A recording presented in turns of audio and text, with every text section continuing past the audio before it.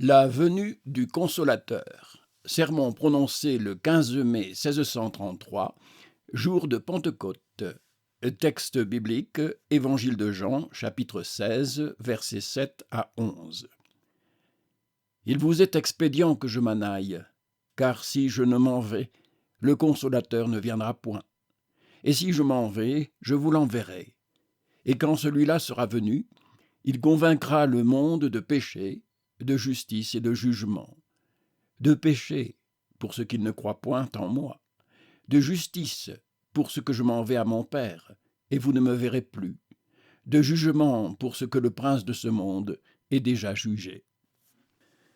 Chers frères, ayant bu ce matin à la table du Seigneur de ce même esprit dont les saints apôtres furent autrefois miraculeusement baptisés en un pareil jour, que saurions-nous faire de plus convenable que de considérer attentivement de quelle source nous est venue cette liqueur divine et par quelle vertu les cieux ont été ouverts, afin que de ce sanctuaire éternel, elle coulât sur la terre, et quels sont enfin les effets qu'elle a produits. C'est précisément ce que Jésus-Christ nous apprend dans les paroles que nous avons lues, pour être, s'il lui plaît, la matière de cet exercice. Car en voyant ses chers disciples infiniment affligés de ce qu'il leur avait dit qu'il les quitterait bientôt pour s'en retourner au Père, afin d'adoucir leur ennui, il leur représente que, quelque fâcheux que leur fût son départ, il leur serait néanmoins utile et avantageux. Et pour fonder une proposition si étrange en apparence, il ajoute que son départ fera descendre le Saint-Esprit du ciel sur la terre, l'unique consolateur nécessaire tant pour leur consolation que pour la conviction du monde, de façon qu'à bien le prendre, ils avaient plutôt sujet de souhaiter cette séparation que de la craindre. Ainsi, voyez-vous qu'il leur apprend premièrement la cause de l'envoi et de la venue du Saint-Esprit en l'Église. C'est le départ de Jésus-Christ. Si je ne m'en vais, dit-il, le Consolateur ne viendra point, et si je m'en vais, je vous l'enverrai. Il nous enseigne en second lieu les effets ou l'ouvrage de ce Saint-Esprit quand il sera venu. L'un qu'il les consolera, car il dit qu'il est le Consolateur, l'autre qu'il convaincra le monde de péché, de justice et de jugement. Ce sont les trois points que nous méditerons en cette action pour en tirer les fruits qui nous y sont présentés. Quant au premier, le Seigneur, par son départ hors du monde, entend deux choses, savoir premièrement sa mort, et puis son ascension au ciel. Car alors il quitta tout à fait la terre et ce monde visible pour n'y plus retourner qu'au dernier jour, quand il viendra juger les vivants et les morts. Il dit donc que s'il ne s'en va, c'est-à-dire s'il ne meurt et ne se retire même dans le ciel, le Saint-Esprit ne viendra point. Car la venue de l'Esprit étant le plus grand des bénéfices de Dieu envers les hommes et le comble de ses dons, il n'était pas possible que le Père le donnât sans que sa justice fût satisfaite et sa bonne grâce gagnée par un sacrifice parfait. Et d'autre part, il n'y avait, comme vous le savez, ni de satisfaction capable de contenter la justice de Dieu, ni de sacrifice valable pour gagner sa bonne grâce, autre que la mort de son Fils Jésus. Certainement, il n'était donc pas possible que le Saint-Esprit vînt sur la terre si Jésus ne fût mort et ne s'en fût allé hors du monde. Et quant à son ascension dans le ciel, la seconde partie de sa retraite hors du monde, il est pareillement évident que sans elle, le Saint-Esprit ne fût point venu en l'Église, car il n'y pouvait venir que par le don et par l'envoi de notre médiateur, auquel il a été premièrement donné pour être dérivé de lui comme de sa source en tous les fidèles. Or, le Christ n'a reçu en qualité de médiateur toutes ces grandes richesses de la main du Père, pour nous les communiquer, qu'après être entré dans le vrai sanctuaire, non fait de main d'homme, c'est-à-dire dans le ciel. Il faut donc aussi avouer que s'il ne fût monté au ciel, le Saint-Esprit ne fût point venu sur la terre. Mais, dit le Seigneur, si je m'en vais, je vous l'enverrai. Voici donc l'ordre vrai et légitime de toute cette dispensation. Jésus-Christ, par sa mort, a premièrement mérité les trésors des grâces divines, que l'Écriture appelle les dons du Saint-Esprit. Par son ascension, il les a reçus effectivement de la main du Père pour les distribuer aux siens. Il les a acquis en mourant. Entrant dans le ciel, il en prit possession, et ensuite il les envoya à ses apôtres. Car par sa mort, il apaisa la colère du Père, satisfaisant pour les peines que nous aurions méritées, et ouvrit par ce moyen le trésor où étaient renfermés les eaux de la grâce divine, autant ce qui les empêchait de s'épandre sur les hommes, à qui sans cela Dieu avait une inclination naturelle de les communiquer. De plus, la mort du Seigneur fut une obéissance si excellente et si pleine de toutes les merveilles d'un grand et infini amour tant envers Dieu qu'envers les hommes, qu'elle gagna toutes les affections du Père et réjouit ses entrailles, et lui fut agréable que pour témoigner le plaisir qu'il y avait pris, il donna au Christ pour lui et pour les siens tout ce qu'il y a de plus cher et de plus précieux, son esprit et l'empire de tous les siècles et l'immortalité. Et en un mot, comme dit Ésaïe, l'éternité. L'apôtre nous l'enseigne divinement. Jésus-Christ, étant en forme de Dieu, s'est anéanti soi-même, ayant pris forme de serviteur, fait à la ressemblance des hommes, et étant trouvé en figure comme un homme, il a été obéissant jusqu'à la mort, voire la mort de la croix. Pour laquelle cause Dieu l'a souverainement élevé et lui a donné un nom qui est au-dessus de tout nom. Épître aux Philippiens, chapitre 2, versets 6 à 9. Les types et les oracles anciens l'avaient aussi prédit, car ce rocher qui abreuva le vieil Israël dans le désert et qui était Christ, comme dit l'apôtre, ne vomit ses eaux miraculeuses, la vie et la consolation de l'ancien peuple, qu'après avoir été frappé de la verge de Moïse, pour vous montrer, fidèles, que votre rocher éternel, Jésus, la source de votre salut, devait être frappé de la malédiction de la loi, la verge mystique de Moïse, pour vous communiquer ses eaux célestes, c'est-à-dire son esprit, qui nous est représenté, comme vous savez dans les Écritures, sous la figure et sous le nom de cet élément. Tous les prophètes font semblablement marcher les souffrances de Christ, sa croix et sa mort, devant sa gloire, dont l'envoi du Saint-Esprit est la première et la plus magnifique partie. David, pour n'en point alléguer d'autres, prédit expressément qu'il montera en haut et fera des prisonniers avant que de prendre des dons pour les distribuer aux hommes, c'est-à-dire avant que d'envoyer son Saint-Esprit sur la terre. Mais ici s'élèvent deux difficultés qu'il nous faut résoudre. L'une, contre ce que nous avons dit, que Jésus-Christ reçut du Père et la plénitude de l'Esprit et l'empire de l'éternité lorsqu'il fut entré dans le ciel. Car puisqu'il est un même Dieu avec le Père, n'avait-il pas l'Esprit et la gloire de toute éternité? Mais la réponse est aisée. Le Seigneur Jésus se considère en deux façons, ou à l'égard de sa personne, ou à l'égard de sa charge, ou en tant qu'il est Fils de Dieu, ou en tant qu'il est médiateur entre Dieu et les hommes. Au premier égard, j'avoue qu'il a toujours eu le Saint-Esprit, procédant de lui aussi bien que du Père, et qu'il a toujours eu la gloire et l'empire.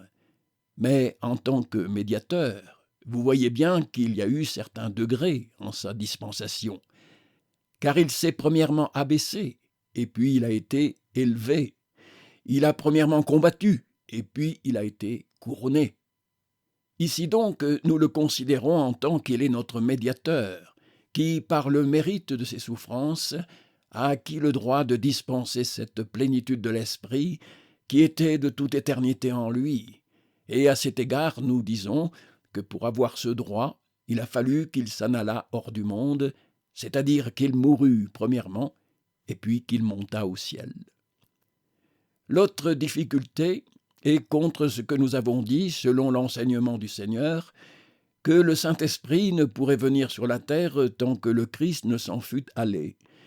Car si cela est, il s'ensuit, me direz-vous, qu'avant le départ du Christ, c'est-à-dire avant sa mort et son ascension, le Saint-Esprit n'était venu ni sur les apôtres, ni sur aucun autre fidèle. Mais, chers frères, bien que cela semble étrange et incroyable, si est-ce qu'il ne faut point craindre de le dire, puisque saint Jean le dit en paroles expresses. Le Saint-Esprit n'était point encore donné, pour ce que Jésus-Christ n'était pas encore glorifié. Évangile de Jean, chapitre 7, verset 39. Certes, nous accordons volontiers que les fidèles qui vivaient avant l'ascension du Seigneur étaient participants du Saint-Esprit. Autrement, comment eussent-ils cru? Comment eussent-ils aimé Dieu et leur prochain? Comment eussent-ils joui de quelque paix et consolation dans leurs âmes? Leur vie et leurs paroles témoignent assez clairement qu'ils avaient senti l'efficace de cette lumière divine. Nous confessons donc qu'ils ont eu l'Esprit en quelque façon. Mais à cela, nous ajoutons deux choses. L'une, que ces rayons qu'ils en ont touchés leur ont été et acquis et donnés par le bénéfice de ce même Jésus-Christ qui nous en a donné la plénitude au dernier temps et qui est le même hier et aujourd'hui et éternellement. Car s'il ne se fût interposé dès le commencement entre Dieu et les hommes, prenant sur soi l'expiation de nos péchés et promettant devant le tribunal du Père de mourir un jour pour nous, jamais ni les Israélites, ni aucun autre homme n'eussent reçu de Dieu, ni l'esprit de sanctification et de consolation, ni aucune autre grâce, quelque petite qu'elle soit. C'était sa mort et son ascension future qui leur acquéraient cette bénédiction, de sorte qu'à leur égard, il était aussi nécessaire que le Christ s'en allât, puisque si quelque jour il n'eût dû s'en aller, ils n'eussent jamais reçu aucune portion de l'Esprit. Mais je dis en second lieu que l'Écriture, et ici et souvent ailleurs, entend par le Saint-Esprit non la mesure de lumière et de grâce qui était donnée aux fidèles sous l'Ancien Testament, mais l'abondance et la plénitude qui en a été répandue dans l'Église depuis l'ascension du Seigneur au ciel. Car c'est une façon de parler assez ordinaire dans l'Écriture, de dire que les choses sont lorsqu'elles paraissent et se manifestent, et de ne leur attribuer le nom de ce qu'elles sont que quand elles font clairement reconnaître ce qu'elles sont. Comme par exemple, saint Paul enseigne qu'avant la prédication de l'Évangile, la foi n'était pas encore venue. Épître aux Galates, chapitre 3, verset 25. Et ailleurs souvent, que l'Évangile avant ces derniers temps était inconnu aux hommes, que Dieu ne l'avait manifesté à aucun. Non qu'en effet, il n'y eût aucun degré de foi ni aucune révélation de l'Évangile en l'Église avant la venue et la glorification de Jésus-Christ, mais parce que ce que les fidèles en savaient alors était si peu de choses au prix de ce que le Seigneur nous en a appris, que dans cette comparaison, il est compté pour rien. Il donne le nom de la foi et de l'Évangile à cette dernière mesure de foi et de révélation seulement. Ici donc, tout de même, ces divins auteurs appellent la venue du Saint-Esprit cette dernière manifestation seulement, où il parut et se communiqua aux hommes en une mesure si grande que l'on n'avait jamais rien vu de semblable auparavant. Mais, me direz-vous, pourquoi le Saint-Esprit ne pouvait-il être communiqué à l'Église en cette dernière mesure si le Christ ne s'en était allé, comme il avait jusqu'alors communiqué les prémices et les commencements de son esprit à ses disciples, en vertu de sa mort et de son ascension future? Qui est-ce qui l'empêchait de leur en donner aussi dès lors l'abondance et la dernière main en la même sorte, sans les quitter pour cela? Chers frères, quand bien ces choses n'auraient été ainsi disposées que par la seule ordonnance de Dieu, toujours serait-ce assez pour dire que l'une ne pouvait être si l'autre n'eût été auparavant. Car le Seigneur lie souvent ensemble par l'arrêt de sa volonté des choses qui, d'ailleurs, n'ont entre elles aucune conjonction ni dépendance naturelle. Il avait, comme nous l'avons touché, et prédit par ses prophètes, et figuré par ses types, que le Christ mourrait et monterait dans le ciel avant que de donner à l'Église l'abondance et comme la plénitude de son esprit. Il fallait donc, de nécessité, que la chose s'accomplit en cette manière et en cet ordre. Il fallait par conséquent que le Christ s'en allât, afin que le Consolateur vînt. Autrement, comme dit ici le Seigneur, il ne fut point venu, puisque la volonté du Père était que le départ de l'un fît place, si je l'ose ainsi dire, à la lumière et à l'abondance de l'autre. Mais outre ce décret de Dieu, diverses raisons de la part des choses mêmes requéraient que cette abondance de l'Esprit ne fût communiquée à l'Église qu'après l'ascension du Seigneur dans le ciel. Car, premièrement, l'une des fins pour lesquelles venait le Saint-Esprit était pour abolir le service de Moïse, qui consistait en la lettre, et pour apprendre aux hommes à adorer Dieu en esprit et en vérité, qui est notre raisonnable service. Or, cela ne se pouvait faire pendant que le Christ a été sur terre, parce qu'il était ministre de la circoncision, comme saint Paul nous l'enseigne, et qu'il s'est assujetti lui-même en cette qualité au service légal. Cette sujétion, faisant partie de l'obéissance qui lui était convenable pour exercer ce sien ministère envers les Juifs, il est donc évident qu'il a fallu attendre qu'il eût achevé son œuvre sur la terre et qu'il se fût retiré au ciel pour donner le Saint-Esprit à l'Église en sa plus haute et plus abondante mesure. Puis après, le Saint-Esprit est venu pour manifester pleinement aux hommes le moyen de leur salut et pour leur découvrir les abîmes de l'amour de Dieu envers eux et pour les assurer entièrement de la bienheureuse immortalité. Or, la principale démonstration dont il s'est servi pour nous persuader ces choses, c'est la mort et la résurrection de Jésus-Christ, sans laquelle ces mystères demeuraient couverts de ténèbres, et il ne nous serait pas possible d'en bien comprendre la vérité. Afin donc que l'enseignement du Saint-Esprit fût clair et efficace, il a fallu que le Seigneur souffrit et qu'il montât au ciel et qu'il accomplit les choses que le Saint-Esprit nous voulait enseigner, n'y ayant rien qui nous les montre et les fasse entendre plus vivement que les faits mêmes de leur accomplissement. Ajoutez encore à cela que le Christ étant le premier-né d'entre ses frères et les prémices des morts, et le commencement de la créature de Dieu, c'est-à-dire le patron et l'exemplaire, et non seulement la cause, l'auteur et le prince des fidèles, il a fallu qu'il fût consacré et assis sur le siège de sa gloire avant que le Saint-Esprit communiquât à aucun autre la perfection de sa grâce.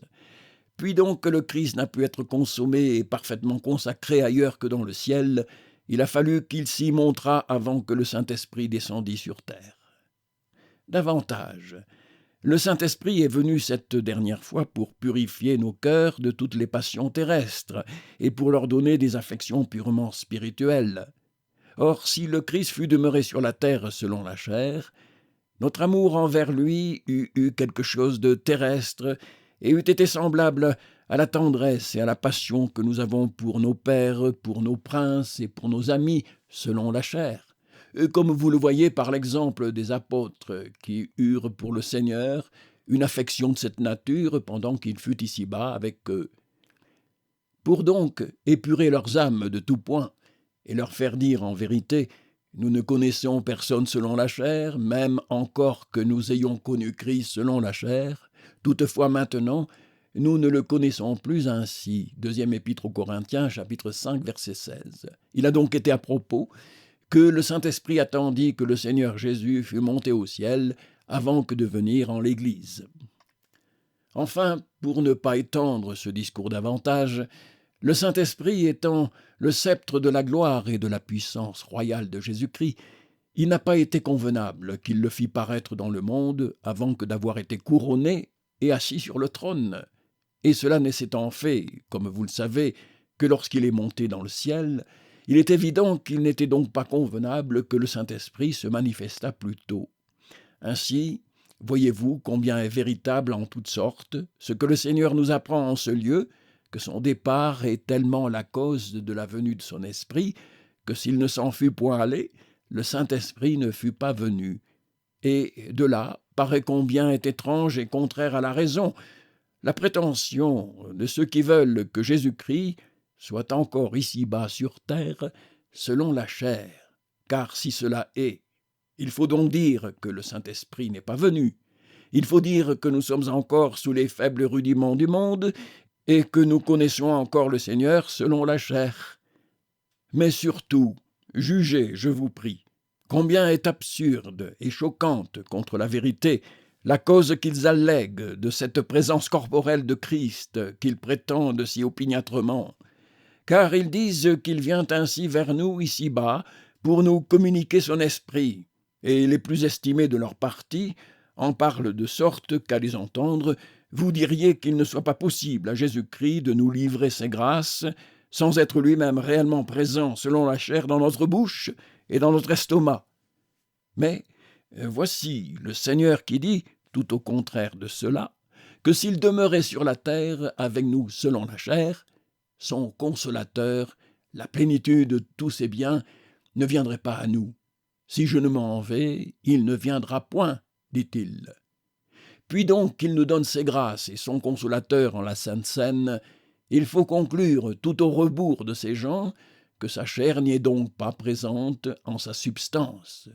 En effet, c'est une manière d'agir beaucoup plus noble et plus magnifique et plus digne d'une majesté pareille à la sienne, d'être, quant à lui, là-haut assis dans les cieux sur le trône de sa gloire, et de là, cependant, envoyer, comme il dit ici, l'esprit de sa sainteté dans tous les lieux de l'univers, et de livrer à ses sujets par sa lumière toutes les grâces dont ils ont besoin, réellement et effectivement, que si à chacune de leurs nécessités il descendait lui-même ici-bas, ne pouvant leur faire part de ses biens sans abaisser sa nature dans notre bout, et sans la mêler avec les choses mortelles et corruptibles. Cette dernière façon d'agir, ressentant l'infirmité des causes naturelles, et encore des plus basses, s'en trouvant quelques-unes comme le soleil, la vraie image de Jésus-Christ, qui agissent en des lieux dont leur substance est très éloignée. Mais revenons à notre sujet, et ayant désormais vu la cause de l'envoi du Saint-Esprit, considérons-en maintenant les effets. Ils sont de deux sortes, selon la différence des sujets où il agit. Les uns qu'il produit en l'Église, les autres qu'il opère dans le monde. Le Seigneur ne représente pas ici les premiers expressément, mais il les comprend pourtant secrètement dans le nom de consolateur qu'il donne au Saint-Esprit. « Si je m'en vais, je vous enverrai le consolateur », dit-il. Considérons donc le sens et la valeur de ce mot, et nous apprendrons suffisamment les effets du Saint-Esprit, tant en la personne des apôtres qu'en tous les autres fidèles. Le nom de Paraclet, dont le Seigneur s'est servi en cet endroit, et que nous avons traduit par consolateur, bien que grec d'origine, a aussi été en usage parmi les Juifs, comme il paraît par leurs anciennes expositions et paraphrases de la Bible, où il se trouve quelquefois employé. Ils s'en servent pour expliquer un mot hébreu, melitz, qui signifie proprement un homme qui parle bien et agréablement, s'exprimant avec facilité et en bons termes, et en telle sorte que non seulement il enseigne et persuade de ce qu'il dit, mais de plus encore donne du plaisir et de la satisfaction à ceux qui l'écoutent. D'où vient que ce nom signifie et un docteur et un consolateur, celui qui nous enseigne et celui qui nous réjouit et nous console. Le Seigneur donc, appelant ainsi le Saint-Esprit, qu'il promet à ses apôtres, signifie qu'il leur rendra deux offices. Premièrement, qu'il les enseignera, leur découvrant et persuadant diverses vérités salutaires, de la connaissance desquelles ils avaient nécessairement besoin pour l'administration de leur charge. Et c'est ce qu'il leur dira expressément ci-après, que cet esprit les conduira en toute vérité et leur dira tout ce qu'il aura entendu et leur annoncera des choses à venir. Jean, chapitre 16, verset 13. Et ailleurs encore qu'il leur rendra témoignage de lui. Secondement, il montre par ce nom que le Saint-Esprit adoucira l'amertume de leurs ennuis, affermissant leur cœur et y répandant sa paix et sa joie au lieu de la tristesse dont ils étaient alors saisis. Ce sont les deux principaux effets de l'Esprit de Dieu dans les âmes et des apôtres et de tous les autres fidèles. À raison du premier, le Seigneur l'appelle l'Esprit de vérité et consolateur à l'égard du second. Le fruit de son enseignement, c'est la foi et toute la sanctification qu'elle produit dans nos cœurs. Le fruit de la consolation, c'est la paix et la joie qu'il y sème et y entretient malgré tous les maux qui nous environnent. Ces deux fruits, comme vous voyez, comprennent toute la nature du nouvel homme et remplissent tout le royaume de Dieu qui n'est autre chose, comme l'apôtre nous l'apprend, que justice, paix et joie.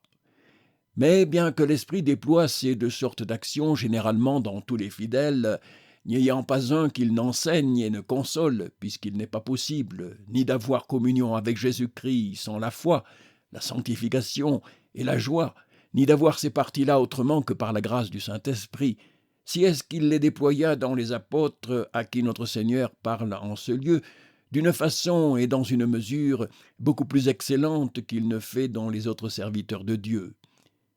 Quant à l'enseignement, il leur découvrit immédiatement lui-même, dans sa seule lumière, tous les mystères du royaume céleste qu'ils avaient ignorés jusque-là. Car bien qu'ils sachent et crussent fermement que Jésus-Christ était le Fils de Dieu, comme ils le confessèrent expressément, néanmoins ils ne savaient pas encore quelle est la nature de son règne, quelle la forme de son salut, et la manière de sa rédemption, comme il paraît clairement par plusieurs lieux de l'Évangile, où ils se troublent extraordinairement quand le Seigneur leur prédit qu'il sera mis à mort et qu'il ressuscitera le 3e jour. Il paraît encore, par la demande qu'ils firent au Seigneur à la veille de son ascension, quand ce serait qu'il rétablirait le royaume à Israël, qu'ils entretenaient ce vain préjugé des Juifs que le règne de Christ dut être terrestre avec une gloire charnelle. Le Saint-Esprit étant donc venu le jour de la Pentecôte, purifia leurs âmes par l'efficace de son feu divin, et les nettoya de toutes ces opinions grossières, et leur fit voir pleinement que le salut du Christ est spirituel, et pareillement son royaume et sa gloire. Ce sont les choses que le Seigneur avait à leur dire, et qu'ils ne pouvaient encore porter pendant qu'il était sur terre. Mais le Saint-Esprit étant venu, grava si profondément ces saintes vérités dans leur cœur, et y mit une si riche abondance de lumière, qu'ils surent toute la doctrine céleste en la perfection, et qu'il n'était pas possible de là avant qu'ils tombassent sans aucune erreur sur les points de la foi. Il leur donna aussi toutes les parties nécessaires pour illuminer l'univers, leur ôtant ces langues de pécheurs qui bégayaient auparavant dans leur bouche, et en y mettant d'autres de feu et de lumière, capables d'approprier aux choses spirituelles ces paroles convenables. Et quant à la consolation, vous savez quel il les fit devenir en un instant, comment il essuya leurs larmes, et ouvrit dans leur cœur une source de joie céleste, si vive et si admirable, qu'au milieu des ignominies et des feux, et de toutes les choses que les hommes craignent le plus, il ne laissait pas de se réjouir, avec un visage aussi gai que celui des hommes accoutument de l'être dans les rencontres les plus heureuses. Ce Pierre, qui avait tremblé à la voix d'une servante, alla hardiment prêcher dans le temple et dans le conseil des sacrificateurs le même Christ qu'il avait renié à leurs portes, tant fut puissant en eux la vertu de ce divin consolateur que le Seigneur leur promet. Voilà quel est l'effet du Saint-Esprit à l'égard des apôtres et des autres fidèles à proportion. Considérons maintenant quelle est son œuvre à l'égard du monde, c'est-à-dire, selon le style de l'Écriture, à l'égard de ceux qui, rejetant opiniâtrement la vocation de Dieu, demeurent dans l'ignorance et dans l'infidélité. Quand il sera venu, dit le Seigneur, il convaincra le monde de péché, de justice et de jugement. De péché pour ce qu'il ne croit point en moi, de justice pour ce que je m'en vais à mon Père et vous ne me verrez plus, de jugement parce que le prince de ce monde est déjà jugé. Il prédit que le Saint-Esprit fera clairement voir au monde la vérité de 3 choses qu'il ignore naturellement, qu'il les découvrira si évidemment que le monde n'aura plus de prétexte à alléguer pour s'excuser de ne les avoir pas crus. La première est que rejeter le Seigneur Jésus et ne point croire en lui est un grand et énorme péché. La seconde, que la vraie et souveraine justice est celle que Jésus-Christ nous a acquise par sa mort et scellée par son ascension dans le ciel et par son siège à la dextre du Père. La troisième, que la condamnation et la ruine du diable, quand Jésus-Christ l'a vaincu en la croix et nous a délivrés de sa tyrannie, que cet exploit, dis-je, est un grand et divin jugement. Car c'est le diable qui l'entend par le prince du monde, le nommant ainsi en ce lieu et ailleurs encore, à cause de l'empire tyrannique qu'il exerce dans les cœurs des méchants, les abusant par ses illusions et leur faisant exécuter ses volontés, tout ainsi que s'il était leur maître et leur seigneur légitime. Et c'est pour la même raison que l'apôtre l'appelle aussi le Dieu de ce siècle. Et dans l'épître aux Éphésiens, il nomme tous les démons, en général, les seigneurs du monde et les gouverneurs des ténèbres du siècle. Le monde a bien naturellement quelques connaissances du péché, de la justice et du jugement. Car comme l'expérience nous l'apprend, et comme saint Paul nous en avertit expressément dans le premier chapitre de l'épître aux Romains, les hommes discernent en quelque façon ces choses par la lumière que Dieu a conservée dans leur nature, toute corrompue qu'elle est. Ils voient bien, et en demeurent d'accord, que voler le bien d'autrui, outrager des hommes innocents, trahir le pays qui nous a mis au monde, souiller nos mains dans le sang de nos citoyens, et tels autres excès sont des péchés.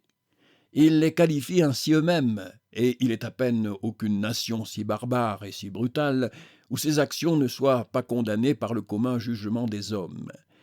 Ils reconnaissent bien encore quelque forme et quelque idée de justice, car ils donnent ce nom-là à une vie qui se passe dans l'honnêteté sans faire tort à autrui, rendant à chacun selon les divers liens qui nous unissent plus ou moins étroitement aux hommes, et ils louent extrêmement ceux qui ont l'esprit si gentil, le courage si grand, que de continuer dans ce train sans en sortir jamais, quelque puissantes que soient les occasions qui les y sollicitent.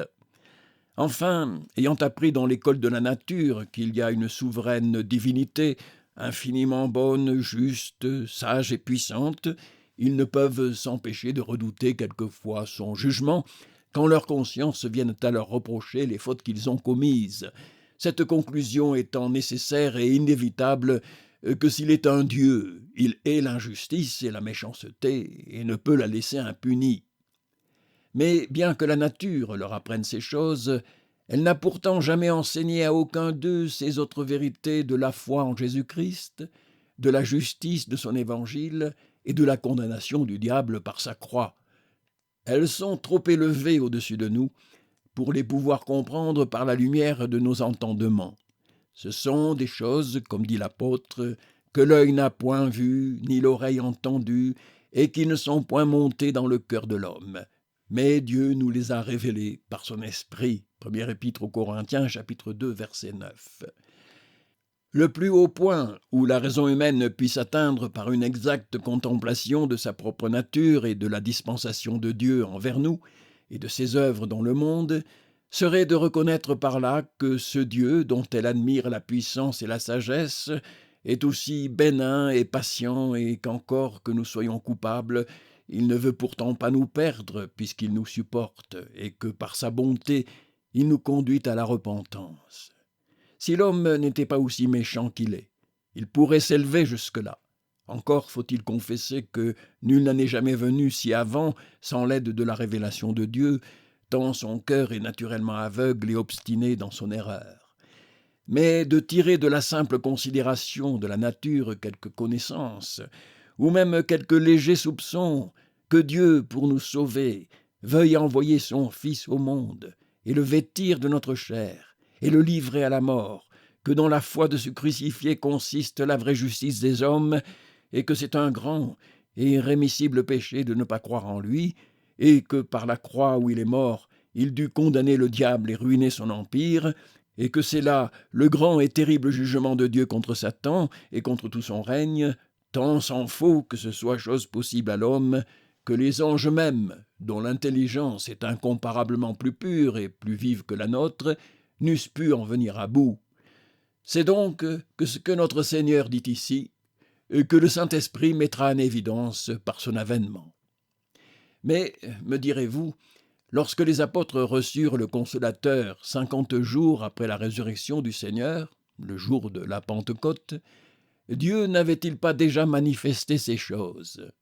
Les prophètes, premièrement, n'avaient-ils pas annoncé le Christ, son salut, sa justice, la nécessité de croire en lui, le crime et le malheur extrême de ceux qui le rejetaient, la ruine des démons et les jugements que le Messie exercerait sur le serpent mystique en lui brisant la tête?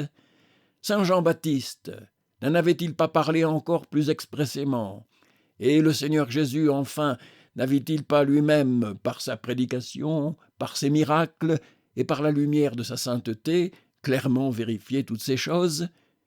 jusque-là qu'il proteste que les Juifs sont inexcusables de l'avoir en haine après avoir vu tant de merveilles.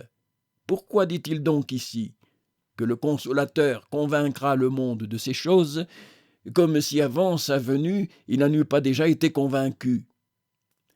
Chers frères, je confesse que les oracles des prophètes, suivis et continués de temps en temps depuis le commencement avec les sermons de Jean-Baptiste et le ministère du Seigneur sur terre, avaient commencé le procès du monde, mais ils n'avaient pourtant pas achevé sa conviction. L'obscurité inévitable dans les prédictions, jusqu'à ce que l'événement les ait éclaircies, fournissait une excuse contre la prédication des prophètes. Ce voile de pauvreté et de bassesse, dont le Seigneur s'était couvert durant les jours de sa chair, diminuait le crime de ceux qui avaient méconnu le Maître habillé en serviteur. Mais l'on ne peut rien alléguer contre la révélation du Saint-Esprit. Ce divin consolateur ôta au monde tous les prétextes de son infidélité. Il mit le mystère de l'Évangile dans une lumière si pleine qu'il faut désormais que la plus noire et la plus opiniâtre malice demeure muette. Car il ne prédit pas des choses futures comme les prophètes, mais il en annonce qui étaient présentes, faites et accomplies. Il ne montra pas comme Jean-Baptiste le Christ marchant sur la terre sans forme ni apparence, mais immolé pour expier les crimes de l'univers et assis dans les cieux dans une gloire souveraine pour régner éternellement. Il ne prêcha pas, comme avait fait le Seigneur Jésus durant les jours de sa chair, la vérité de sa charge en général seulement, retenant diverses choses à dire et laissant encore les esprits en suspens. Il découvrit tous les secrets de Dieu et produisit en lumière toutes les richesses cachées durant tant de siècles dans les abîmes de son conseil. Il justifia clairement, à la vue du ciel et de la terre, que ce Jésus que les Juifs avaient crucifié était le Fils éternel de Dieu, qu'il avait vaincu la mort et ruiné l'enfer, et qu'il s'était relevé du sépulcre, et qu'il était assis sur le trône du Père dans une vie très glorieuse. Car, ô monde, comment le pouvez-vous désormais révoquer en doute, après avoir là-dessus les dépositions de cet esprit, et vu les merveilles de ses œuvres? Cet esprit changea en un moment des pécheurs en apôtres. Il leur donna des entendements et des courages d'anges, et des langues qui, en leur simplicité, confondirent toutes les forces de l'univers. Cet esprit donna en un moment à des gens grossiers et ignorants des termes que l'industrie, la nourriture, l'étude ne sauraient jamais donner aux hommes. Il leur apprit toutes les langues du monde, il les remplit d'une connaissance qui n'avait jamais été vue ni entendue entre les hommes. Il les revêtit de toutes les plus hautes vertus, d'une prudence, d'une générosité, d'une pureté, d'une charité, d'une sainteté incomparable. Il les arma d'une force invincible de cœur, à l'épreuve de tous les efforts de la terre et de l'enfer. À leur voix, il chassait les démons, il étonnait les hommes, il changeait les éléments, il guérissait les malades, il illuminait les aveugles, il raffermissait et redressait les boiteux, il ressuscitait les morts. À leur voix, il fit tomber par terre et la superstition des Juifs et les dieux des païens, et vint à bout de la puissance des princes, de la fureur des peuples, de l'éloquence des orateurs et de toute la subtilité des sages. Désormais, ô monde, si vous n'ajoutez foi à une révélation si claire et si authentique, il n'y a plus d'excuse ni d'espérance pour vous. Cet esprit vous a fait voir que ne pas croire en Jésus-Christ est vraiment le plus horrible et le plus pernicieux de tous les péchés. Les autres, bien que mortels de leur nature, vous seront pardonnés si vous ne commettez point celui-là. Cet esprit vous a fait voir qu'il n'y a point d'autre justice que celle du Seigneur. Car puisque le Christ, que vous avez crucifié, vit encore après cette mort ignominieuse, et puisqu'il vit dans le sein du Père, reçu entre ses bras, et assis sur son trône avec l'applaudissement de tous les anges, qui ne voit qu'en mourant, il nous a acquis la rémission de nos péchés, la grâce et la faveur du Père, qui est notre vraie justice. Ce même consolateur vous a fait voir par la prédication et par les exploits des apôtres que le diable est vaincu, que Jésus-Christ en a triomphé sur la croix. Après cela, comment pouvez-vous douter du jugement de Dieu contre ses ennemis? Chers frères, Si le monde méprise cette évidence de la révélation du Saint-Esprit, il en portera quelques jours la peine. Quant à nous, à Dieu ne plaise que nous nous rendions coupables d'un si énorme péché. Car, dit le Seigneur, tout péché et tout blasphème sera pardonné aux hommes, mais le blasphème contre le Saint-Esprit ne leur sera point pardonné. Qui aura dit parole contre le Fils de l'homme, il lui sera pardonné. Ceux qui avaient rejeté la prédication du Seigneur Jésus, ses miracles et sa révélation, pouvaient encore être sauvés. Parce qu'après la lumière de sa dispensation, il en restait une autre plus grande, à savoir celle du Saint-Esprit, et cela paraît par l'exemple de ceux qui, ayant crucifié le Seigneur, sans avoir été aucunement touchés ni de ses sermons, ni de sa sainteté, ni de ses œuvres, furent convertis par la prédication de Saint Pierre après la venue du Consolateur. Mais, dit le Seigneur, qui aura dit parole contre le Saint-Esprit, qui aura outragé son témoignage, le tenant pour une fausseté et le prenant pour une imposture, il ne lui sera pardonné ni en ce siècle, ni en celui qui est à venir. Parce qu'après la révélation de ce divin docteur, il n'en reste plus aucune autre pour corriger et amender ceux qui auront méprisé la sienne. Sa lumière est le sceau de tous les enseignements de Dieu. Après elle, il n'en faut plus attendre d'autres. Recevons donc la déposition de ce saint et céleste témoin de Dieu avec révérence. Croyons en ce Jésus-Christ qui nous a si authentiquement recommandé. Adorons cette admirable justice, acquise par sa mort et confirmée par sa résurrection. Embrassons-la et la reconnaissons pour ce qu'elle est véritablement, l'unique justice et l'unique salut des hommes. Recherchons-la et, pour nous en vêtir, dépouillons la nôtre propre. Cherchons, avec l'apôtre, d'être trouvés en Jésus-Christ, ayant non point notre justice, mais celle qui est par la foi de Christ, celle qui est vraiment de Dieu. Philippiens chapitre 3 verset 9, et nous ouvrir l'entrée du royaume de sa grâce et du sanctuaire de sa gloire. C'est ce que nous signifiait encore ce matin le pain et le vin mystique du Seigneur, nous enseignant que c'est de lui seul, de sa chair crucifiée et de son sang répandu, de sa mort enfin et de sa résurrection, que nous pouvons tirer notre nourriture et notre vie.